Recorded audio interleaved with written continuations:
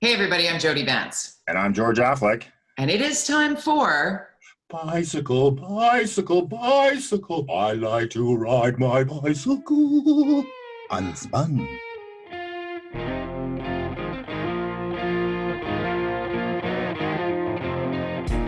Oh my Lord, the bike lobby. Are you okay? Do you need some water? I need a Oh, lozenge.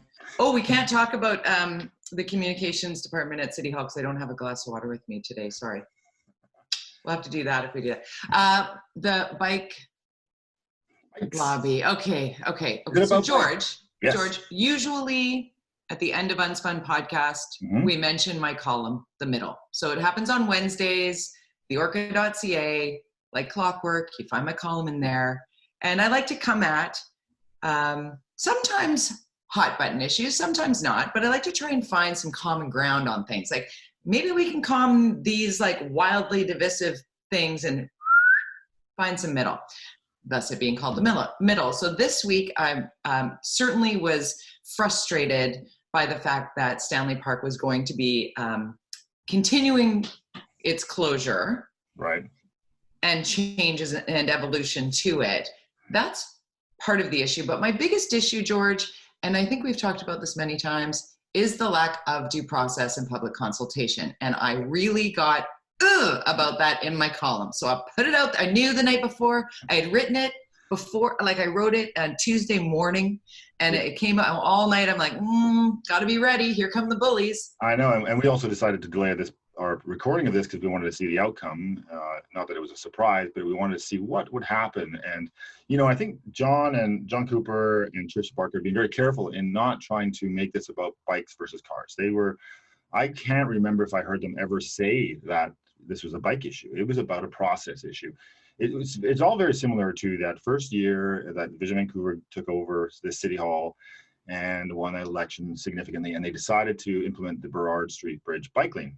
And that had been a back and forth issue for many, many years. MPA tried it briefly, then they pulled it, they panicked, they didn't do it, and it became, this whole process. And so what happened when that one is, it wasn't so much like there was a plan and then all these speakers spoke against it and then they rammed it through, as it were. But that's fine. To a certain degree, there was process in that case. But what happened was that in the next morning, all of the equipment, after the vote, all the equipment was at the ready and started implementing the bike lane. Like literally the staff knew that this was happening.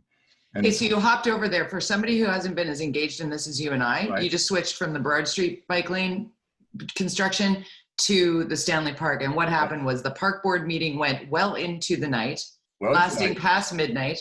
And the very next morning, pylons delivered to Stanley Park. So in this case, they had lots of people speaking against it. Like 99% of the people there were against this bike lane. We're closing Stanley Park was really the question. This was a motion that was brought forward, an emergency motion by John and Tricia, to deal with the fact that they had made a decision about not reopening Stanley Park for the COVID period, the intense period when nobody was driving. And John and Tricia had a problem with that, so they brought this motion forward. A lot of people, 16,000 people, signed a petition to open the park up. There's been no public report about closing the bike lane that we've seen. This was a decision by staff. There's been no process at all, comparatively to the Burrard Street bike lane or even Point Grey bike lane. There was a process, and you may not like the outcome, but there was a process, and you voted. Councillors in those cases voted for or against it. In this case, there was no process. It was a decision by staff. There's no actual public report that anybody has seen about this, the impact on fire and rescue services. There's nothing available to us except for political posturing, whether it be the NPA or the Green Party or the it doesn't matter because it becomes a cost, of course, as political posture because there's no evidence about anything. And so everybody's taking heat. The Twitter's gone crazy. The hub people who are the bicycle lobbyists are paid for by the city of Vancouver, by the way. It gets funding from the city of Vancouver, Hub Cycling. What? Yeah, it gets a lot of money from the city of Vancouver. And they lobby for bikes, obviously, and they lobby aggressively, and they attack me. And I made some tweets, and I've been very careful on this issue because I don't want to be seen as I ride a bike, and I've ridden that route. It's lovely, that bike route, and I think there's an opportunity. And we've talked about this. We've talked about this. And I said, I bet you eventually it'll end up just being one lane. They'll push through just the one lane, And that's what happened. They said, okay, we're going to open up one lane. But what worse was happening was that this truck rolled in the next morning, putting down the pylons, putting down the barriers. How is that possible? How is it? So clearly the chair of the park board, Dave Demare, must have informed staff, I'm guessing. I don't know if it's true, but you'd think that there must have been some statement to staff saying, this will probably, we'll push this through. I know there's going to be 99% of the people opposed, but it's just get the stuff at the ready. And that during a pandemic, George, mid-pandemic, this is happening. There's no need to calm traffic on Park Drive Fuller without full consultation mid-pandemic. These are the things that bother me. I love to cycle. I love to cycle Stanley Park. I love Stanley Park. I got married in Stanley Park. There's so much about this that people are what about this? What about this? What about what Dr. Bonnie said? What about blah, blah, blah, blah, blah? What about? I'm like, what about public consultation? What are you afraid of? Are you afraid that public consultation will result in your agenda not being the one that is decided upon? If I am a part of a public consultation process and my want isn't met, I went through due process. That's how we are. Yes, democracy. That's democracy. And I actually put that out in a tweet because people are like, I got some guy from California bike lobbyist attacking me. Yes. And I shouldn't say attack. I should not say attack because he was just very forceful and active. Mm-hmm. What about this? What about that? I've looked back at your other things and you seem to be very anti this. And I'm like, I'm anti lack of public consultation. Like, I don't even know how to say it more simply. Like, I just want my dad or my mom, who's not on Twitter and not able to attend a park board meeting, to be able to go to Stanley Park. And I don't want them to have to go to Park Royal to get on an electric bus to get back to Stanley Park it'll take them 3 hours and probably cost them $15 to do what they used to be able to do in their personal vehicle, which, by the way, is a hybrid for those who want to say I hate the environment. Like, it's just, Jody, you hate the planet. I'm like, no, I love democracy. I know, and all they had to do really is if they'd staff who apparently have this report that nobody's seen, that John hadn't even seen, they'd had a verbal report. He's tweeted out saying he's finally got his hands on the actual report, but it still has not been made public. Maybe by the time this goes to air, or this report by staff might be made public, which might provide some clarity on the process or what they're going to do. Yeah. What the bare minimum that should have happened is that a report should have been presented, and then and there should be a timeline. We're going to do this for 6 months during this period of time, and we'll see how. But in the meantime, we'll start a process or whatever, something, and people could come and speak to it and say, you know what, I don't like it, I like it, or whatever. And then you say, but at least we know if it passed, it's for 6 months or a year or whatever, or until the end of COVID or whatever. Like, I asked Dave Demers about exactly that today, Saturday, on Twitter, because he was hitting me back with, it's just temporary. I'm like, okay, if it's temporary, what's the end date of it? Yeah. Give me the end date. Well, did you see the press release we put out yesterday? I'm like, Dave, I didn't ask for the press release. I asked for the end date. Maybe at the end of summer, do you have a date for the temporary? And because you know what, George, in a public consultation process, I would have suggested for me, the cyclist and the environmentalist and the mom who wants my son to be able to hop his bike from our house and do the ride around Stanley Park safely from here and back. I would have said, you know what? Why don't we paint one lane red? Mm-hmm. Just paint it red. And that, when on a busy day, cars are not allowed in the red lane. Mm-hmm. If this red light is flashing, no, like just the way they do with the back and forth on the bridge. There are ways of doing this without humongous plastic reflective limits down to 15 kilometers an hour in Stanley Park. You brought that cyclists up too, week. Right? Yeah, there's lots of ways. Here it's an interesting question. So this has happened. Now it's done. It's 100% political. It's become, got Gordon Price, former MPA, huge cyclist, writing columns about how this is 100% political, and maybe John's gunning to be run for mayor, and that's what this is all about. And the MPA is, going back to its base from 1990 or all this stuff. And he's saying that they're using this as an argument against, that this is about consultation. This is about bikes. It's not about consultation. And I know John, and I know that for me, people don't trust government because they don't do this kind of stuff happens. And correct. This just adds to the thing. And you know what? It was the undoing of Vision Vancouver from the moment they decided that way back in 2012 not to do that on the Burrard Street Bridge and push those, that became their Achilles heel all through the rest of their administration, because it became about trust. And I used it certainly as opposition. That was the message. I said, they don't like consultation. You can't trust them. They make decisions in the back room. That is exactly what's happened here with the Green Party and COPE at Park Board. They made a decision because the clear obviousness of that is the fact that the equipment came out the next morning after the decision was made. That says to me that the decision was made in the dark, in the back room, by the Green Party and COPE. This alliance that they have now, that they are clearly working together on, and that is not cool. And that agenda makes people not trust you. And it doesn't even matter what the issue is. It doesn't matter. It's I know process is boring. I know it can be slow. That's government, but it doesn't have to be slow. I mean, we've proven that there is a way to do that with the patios in Vancouver. You can have a process, which there was. A decision was made in public. People can come and speak.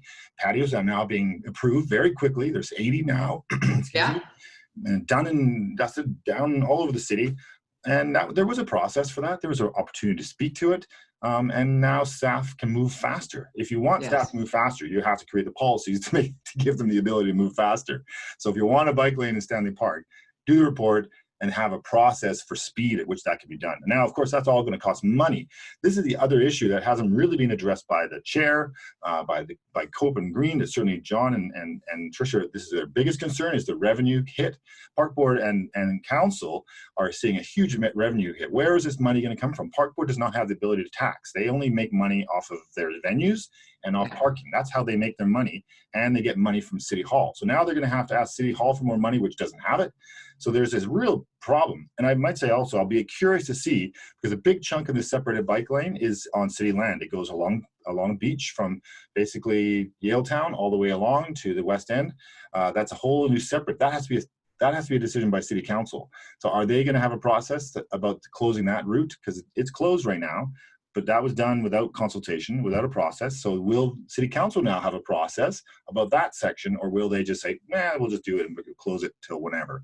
We'll do a process later. I'll be curious to see what happens at City Hall on that one, because I'll be very disappointed. And the same people, COPE and the Green and One City, have control of council, along with the mayor, who is NDP/One City/ God knows what he is. So that they control city's council's agenda. They've proven at Park Board that this alliance doesn't care about consultation, and I imagine they'll do the same thing at council. I'd be very surprised if they don't ram it through at council as well, which makes them just like Vision.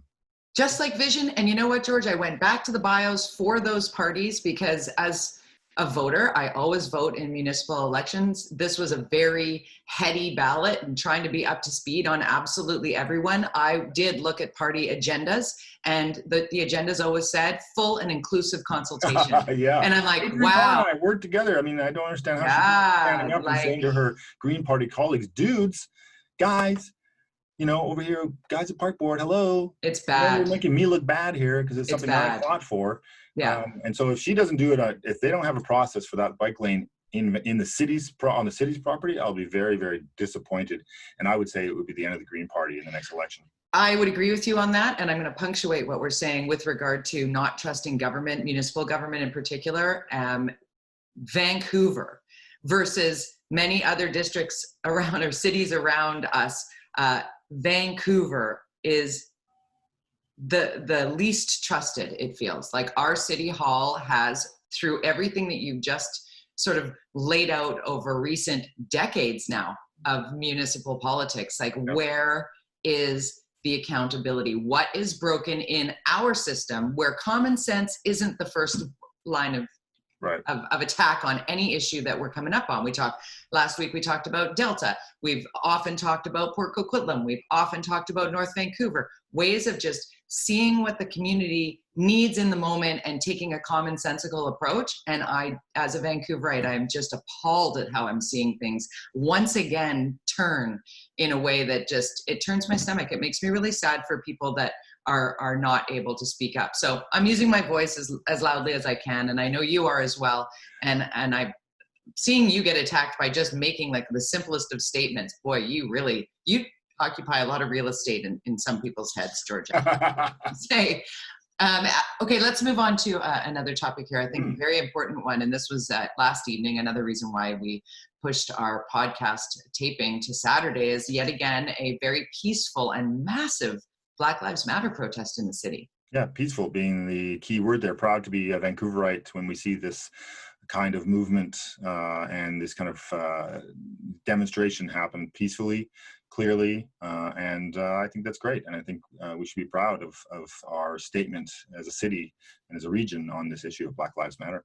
Yeah, the peaceful nature of it, and how many people were really taking the public health office's advice on wearing a mask, because obviously social distancing and physical distancing is difficult when you're gathering like this in solidarity for a very important reason. And there are people that are like, it's hypocritical and we're being told we have to stay home and da-da-da. It's like, no. We have to be smart about using our voices and our freedom of speech and our freedom to gather, but do so in a respectful manner. And every day watching the Dr. Bonnie Henry updates with our latest COVID numbers, and we're 7 days now without a death with COVID-19. And the good news of that, it's about 2 weeks since the first protest assembly of people in Vancouver, and so there was no spike because of that. So that's a good sign. It is. Gatherings aren't causing spikes, and in fact, there's good data that shows.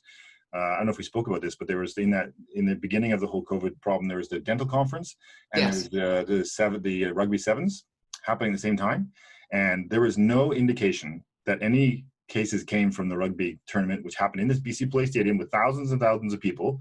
But the roof was open, and it was generally a young group of people, whereas the dental conference was in an enclosed area, people from around the world, and there were lots of intermingling. And so it was interesting to see that data, so that there is an argument that hopefully that maybe concerts, especially outside, for a younger audience, don't seem to be causing much of a problem for this, spreading the virus. So we'll see. We'll see, because next week we're getting potentially going into phase 3. I think we'll hear from Dr. Bonnie Henry and the Premier and to see what's happening next, which is great. I'm kind of already in phase 3 because my circles, I don't know if I'd have to get new friends to make my circle bigger. I think I'll come over. People. I actually really miss Amanda. I do. No, in all seriousness. Yeah, yes. But in all seriousness, like looking ahead to phase 3, this Tuesday's new modeling from Dr. Bonnie Henry and Health Minister Adrian Dix are very important numbers.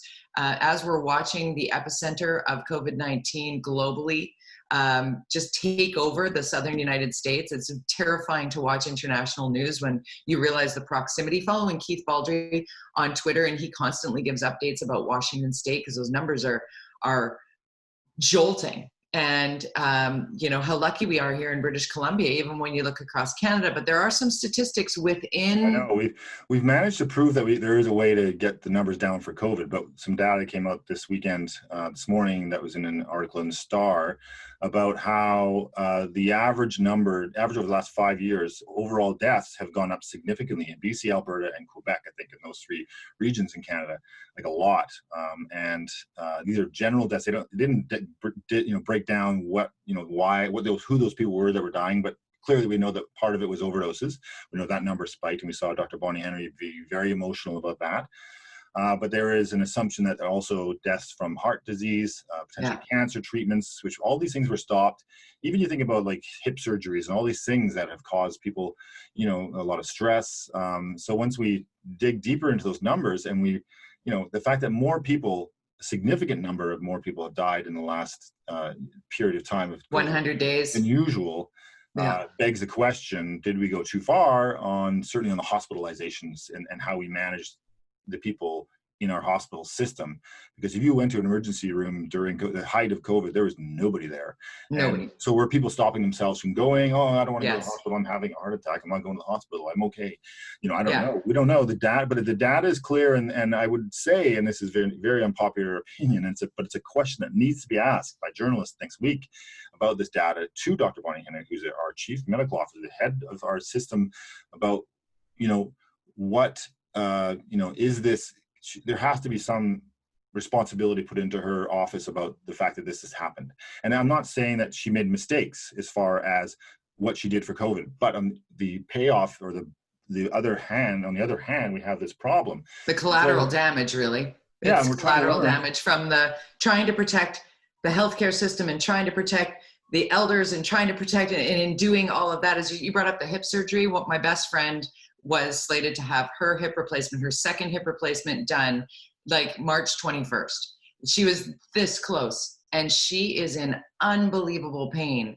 I cannot imagine if it weren't, I shouldn't say just a hip replacement surgery, but something more nefarious, something more dangerous or progressive than that, and not being able to have that treatment, how devastating that must be for each and every stat. And that's the thing with those statistics that you're mentioning from the STAR, every single stat is a human life. And that's, I think, why Dr. Bonnie Henry got so emotional when those overdose crisis numbers during COVID-19 came out. 170 people died in the month of May alone. Wow. And she very much, you could tell that she feels the responsibility. That was her only real big crisis before the pandemic. And now she's got, a lot going on. But you're right, the question does beg to be asked because it is a big piece of this. It's just...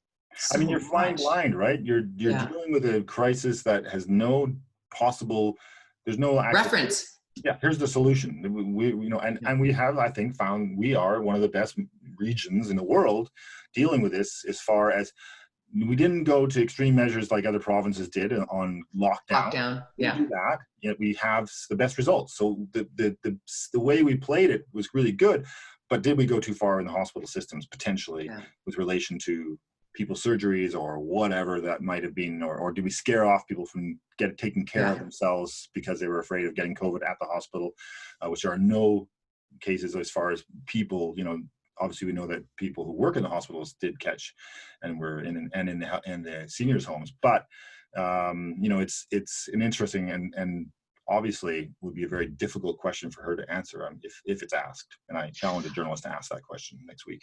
I have another piece of this puzzle that I want to slide in here because obviously the mantras that we're hearing from Dr. Bonnie, one of the big ones is if you're sick, stay home. I've had a couple of people in my world who have gotten a cold or a flu or whatever and gone and gotten tested, because there's drive-through testing places now around Vancouver. You can find out about them and you go and you get that nasal swab, that goes in 10 seconds of being twisted. People are like, it's awful. But then they get their negative and they're like, okay, I'm good. I'm going to go out. And it's like, I learned this week, the reason why we're not all getting tested at a massive rate is because there are 30% false negatives. Oh, really? That's huge. That's bad. 30%. So even if you do go get a nasal swab and you get the negative, you still should isolate yourself. You should still stay home while you're sick. Any of the symptoms. Any of them. Like, please, I promise, I swear I will stay home. I swear. And wear a mask if you must go out, if you must go to the hospital. If you are feeling so ill, do go to emergency. Wear a mask, go to emergency. Don't take public transit. Don't get in a cab, Yeah, one of my staff went this weekend, because she has asthma and she felt that she was getting the symptoms. She went and, but it turns out they did diagnose what she had. So, great. But, she was worried, of course, but she went to emergency because that's what you do. It's interesting though. I think that, and this whole testing thing is a huge argument, right? And we have shown that you don't need to test everybody. That's not the magic solution to dealing with this crisis. I think that, and I don't know why other places aren't looking to us more clearly and saying, okay, how did they do that? They're almost at zero now. They got 11. How did they get to 7? 12 people in hospital. Total. Yeah, total. And that's amazing. And and I feel like we haven't, had to do the horrible things we saw happening in Italy, and they're still kind of in major isolation in places like that. So in Houston, Texas now. Houston's next. Numbers are crazy. It's awful. You know what? We're short on time and long on conversation. So I want to get to, with just 3 minutes or 4 minutes here, is that contact tracing app that Prime Minister Justin Trudeau, and out with the Canadian Shield app that is anonymous. It lives in the background of your phone. It collects no data. You just download it. And if you test positive, you are given a code that goes in there that alerts people who were nearby you at your incubation stage, so that they're alerted anonymously that they should perhaps be on the lookout or get tested or be aware. Not a fan. I mean, it's about that tracing, of course, but I think and they say they're not going to use the information. I'm going, and it seems a bit too draconian to me for our personal space to have that information. I don't think people will download it either. I don't think you need, to make it work, everybody needs to have it. That's not going to happen. Sure. And again, I think we look at BC where we have the tracing system based on, we can get the numbers to a level that's manageable. It's fairly easy when a person who gets, COVID, they go, okay, let's talk about where you've been. And actually on your phone, you can see, where you've been, where every single address you've been to. Right. But would you know the person who you passed at the superstore when you ran in for milk? But would they? That's the piece that kind of gets me to go, you know what? I would download it if I could have more freedom, especially in British Columbia. And again, I'm super naive to these things. I'm just telling you. This seems like a lot of work when we just need to make sure we educate people. Keep your distance, all the stuff that we've been doing here. We've got almost zero here. We have a process that works. If only everybody in the world had followed our process, which in the future, in the next wave, they might. Yeah. Without it, there seems to be this sort of, everybody's doing their own thing. If everybody followed the process that we followed, or New Zealand or Australia, we're seeing the numbers decline and get to almost zero. It takes about 6 to 8 weeks to get to this point. And that's what we'll be looking at, honestly, if we're laying it down. If and when a second wave hits, that's what we'll be doing again. We'll all be shutting down for that 6 to 8 weeks until we can put out all those little sparks and try and figure out where it is and keep our physical distancing, wash hands, wear a mask properly. Improperly worn masks actually increase your risk. So there's that piece of the puzzle. There's a lot that we are learning here in British Columbia. And if we focus too much on other news sources, we get in trouble. I love what you put on Twitter. You know I do. At George _ Affleck, at Jody Vance. You can read us at theorca.ca, theorca.ca. Tell your friends about it and sign up for the Fin, because you can really get reconnected with the politics of your province as opposed to the noise of the news of the world. And I think that's a really important piece of this puzzle. I'm going to be looking ahead to my, usually I talk about my column, but I'm going to tell you what I'm going to talk about this week, what I plan, unless something changes. I had a conversation, my former life was that of a sportscaster.